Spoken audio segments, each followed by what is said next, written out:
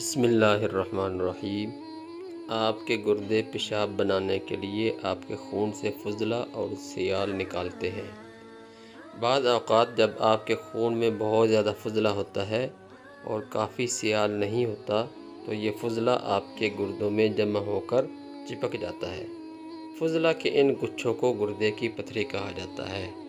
گردے کی پتھری کی علامات میں سے ایک علامت یہ بھی ہے کہ آپ پانی زیادہ نہیں پیتے۔ دوسری علامت، آپ کو پہلے گردے کی پتھری ہو چکی ہے۔ تیسرا یہ کہ آپ کے خاندان میں کسی کو گردے کی پتھری ہے۔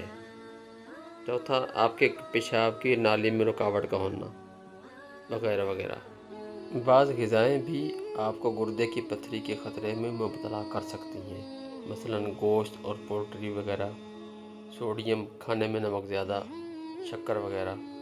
ان چیزوں سے پرہیز کرنا چاہیے۔ اللہ رب العزت ہم سب کو ان موذی بیماریوں سے محفوظ فرمائے۔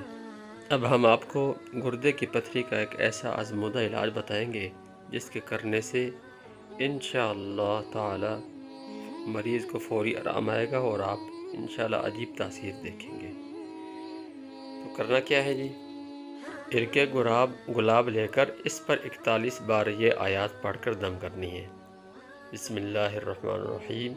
الم نجعل لہ عینین ولسانا وشفتین وہدیناہ النجدین۔ یہ 30ویں پارے کی سورۃ بلد، اس کی آیات نمبر 8 تا 10 ہے۔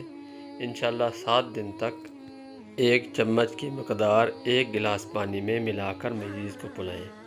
انشاءاللہ فوری اثر اور عجیب تاثیر دیکھیں گے۔ اللہ رب العزت سے یقین کے ساتھ یہ عمل کرنا ہے۔ اللہ کا پاک کلام ہے۔ ہمارے علاج میں کمی ہو سکتی ہے لیکن اللہ تعالیٰ کے کلام میں کوئی کمی نہیں۔ اللہ رب العزت ہمیں عمل کرنے کی توفیق عطا فرمائے۔ اللہ تعالیٰ ہمیں اور سب مسلمانوں کو موذی بیماریوں سے محفوظ فرمائے۔ وآخر دعوانا الحمد